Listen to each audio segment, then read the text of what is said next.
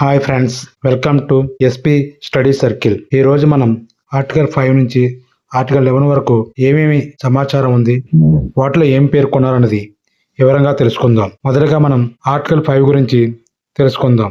ఈ ఆర్టికల్ 5 అనేది ఏం చెప్తుందంటే, భారత రాజ్యాంగం అమల్లోకి వచ్చిన సమయంలో అంటే 26 జనవరి 1950లో ఎవరు భారత పౌరులుగా పరిగణించబడతారు అనే విషయాన్ని ఆర్టికల్ 5 వివరిస్తుంది. ఈ ఆర్టికల్ 5 ప్రకారం ఏ అర్హతలు ఉన్నవారు భారత పౌరులు అవుతారంటే, 1 భారతదేశంలో నివాసం కలిగి ఉండాలి, మరియు 2 భారతదేశంలో జన్మించి ఉండాలి లేదా తల్లిదండ్రులు ఎవరో ఒకరు భారతదేశంలో జన్మించి ఉండాలి, లేదా రాజ్యాంగం అమల్లోకి రాకముందు కనీసం 5 సంవత్సరాలు భారతదేశంలో నివసించి ఉండాలి. ఈ విధంగా ఆర్టికల్ 5 ప్రకారము భారతదేశ పౌరులు అవుతారు. ఆర్టికల్ 6 గురించి మనం తెలుసుకుందాం. ఆర్టికల్ 6 ఏం చెప్తుందంటే, విభజన సమయంలో అంటే 1947 తర్వాత పాకిస్తాన్ నుంచి భారతదేశానికి వలస వచ్చిన వ్యక్తుల పౌరసత్వం గురించి ఆర్టికల్ 6 వివరిస్తుంది. ఆర్టికల్ 6 ప్రకారం పాకిస్తాన్ నుంచి భారతదేశానికి వలస వచ్చిన వ్యక్తులు ఈ షరతులకు నెరవేర్చితే భారత పౌరులు అవుతారు. అవి ఏమిటంటే, ఒకటి ఏమిటంటే 1948 జూలై 19 కంటే ముందు వలస వచ్చి ఉంటే వారు సాధారణంగా భారత పౌరులుగా పరిగణించబడతారు. 2 1948 జూలై 19 తర్వాత వలస వచ్చి ఉంటే తప్పనిసరిగా రిజిస్ట్రేషన్ సర్టిఫికెట్ అంటే నమోదు ధృవపత్రం ఉండాలి. 3 నివాస అర్హత భారతదేశంలో నిర్దిష్ట కాలం నివసించి ఉండాలి, ప్రభుత్వం వద్ద రిజిస్ట్రేషన్ చేయించుకొని ఉండాలి. ఈ విధంగా ఆర్టికల్ 6 ప్రకారం భారత పౌరసత్వాన్ని పొందగలుగుతారు. ఆర్టికల్ 7 గురించి మనం ఇప్పుడు తెలుసుకుందాం. ఆర్టికల్ 7 ఏం చెప్తుందంటే, భారతదేశం నుంచి పాకిస్తాన్కు వలస వెళ్ళిన వ్యక్తుల పౌరసత్వం గురించి ఆర్టికల్ 7 అనేది వివరిస్తుంది. ఈ ఆర్టికల్ 7లో ఏముందంటే, మార్చి 1, 1947 తర్వాత భారతదేశం నుంచి పాకిస్తాన్కు వలస వెళ్ళిన వ్యక్తులు భారత పౌరులుగా పరిగణించబడరు. అయితే ఒక మినహాయింపు మాత్రం ఉంది.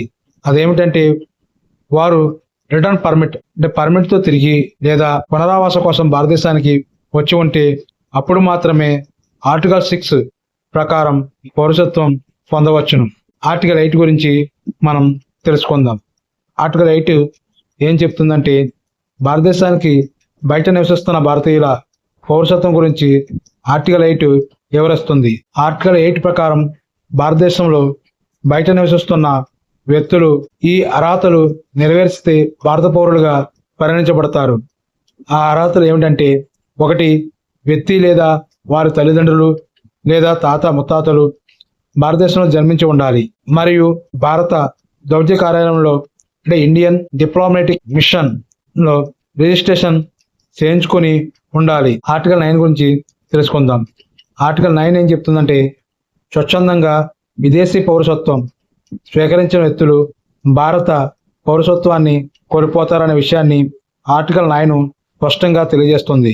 ఆర్టికల్ 9 ప్రకారం ఒక వ్యక్తి స్వచ్ఛందంగా ఇతర దేశ పౌరసత్వాన్ని స్వీకరిస్తే అతడు భారత పౌరుడు కాదు, అంటే భారతదేశం ద్వంద్వ పౌరసత్వాన్ని అనుమతించదు. ఆర్టికల్ 10 గురించి తెలుసుకుందాం.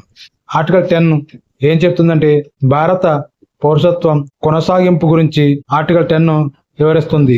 ఆర్టికల్ 10 ఏం చెప్తుందంటే, రాజ్యాంగం ప్రారంభ సమయంలో అంటే 26 జనవరి 1950లో ఆర్టికల్ 5 నుంచి 8 వరకు ప్రకారం ఎవరైతే భారత పౌరులుగా గుర్తించబడతారో వారు చట్టం ద్వారా పౌరసత్వాన్ని కోల్పోయే వరకు భారత పౌరులుగానే కొనసాగుతారు. ఇంకా ఆర్టికల్ 11 ఏం చెప్తుందంటే, పౌరసత్వంపై చట్టాలు రూపొందించే అధికారాన్ని పార్లమెంటుకు అప్పగించడం గురించి ఆర్టికల్ 11 వివరిస్తుంది. ఆర్టికల్ 11లో ఏముందంటే, పౌరసత్వం పొందడం, కోల్పోవడం, కొనసాగించడం వంటి అంశాలపై పార్లమెంట్ చట్టాలు చేయవచ్చు. అంటే రాజ్యాంగం చెప్పిన ఆర్టికల్ 5 నుంచి 10కి అదనంగా పార్లమెంట్ పూర్తి అధికారం ఉంది. అంటే పౌరసత్వం ఎలా పొందాలి, ఎలా కోల్పోవచ్చు అనేది చట్టాలను పార్లమెంటుకు చేసే అధికారం ఉందనేది ఈ ఆర్టికల్ 11 అనేది మనకి క్లియర్గా తెలియజేస్తుంది. క్లుప్తంగా చెప్పాలంటే ఈ ఆర్టికల్స్ గురించి సిటిజన్షిప్ యాక్ట్ 1955, ఆర్టికల్ 11 ఆధారంగా తీసుకొచ్చిన ప్రధాన చట్టం. ఈ చట్టం ద్వారా పౌరసత్వం పొందే విధానాలు: జననం ద్వారా, వంశపారంపర్యంగా నమోదు ద్వారా, సాధికరణ ద్వారా, భూభాగ విలీనం ద్వారా పౌరసత్వాన్ని పొందవచ్చు. పౌరసత్వాన్ని కోల్పోవడం గురించి కూడా తెలిపింది ఈ సవరణ. సాధించడం లేదా రద్దు, విదేశీ పౌరసత్వం తీసుకోవడం, ప్రభుత్వం ద్వారా పౌరసత్వాన్ని తీసివేయడం. 1986 సవరణ కొత్త ద్వారా పౌరసత్వం కఠినం చేసింది. జూలై 1, 1987 తర్వాత జన్మించిన వారికి తల్లిదండ్రులు ఒకరు భారత పౌరుడు కావాలని నియమం చేసింది. 1992 సవరణ తల్లి ద్వారా కూడా పౌరసత్వం లభిస్తుంది. అంటే ఇది ఎవరికంటే విదేశాల్లో పుట్టిన పిల్లలకు తల్లి భారత పౌరురాలైతే సరిపోతుంది. 2023 సవరణ ఇది చాలా ముఖ్యమైనది. ఇల్లీగల్ మైగ్రేట్ నిర్వచనం, national registration of citizen NRC ప్రావిధానం, overseas citizens of India OCI concept ప్రవేశపెట్టింది. 2005 సవరణ ఓసీఐ స్కీము అమలు, పిఓఐ ప్లస్ ఓసీఐ వ్యవస్థను అభివృద్ధి చేసింది.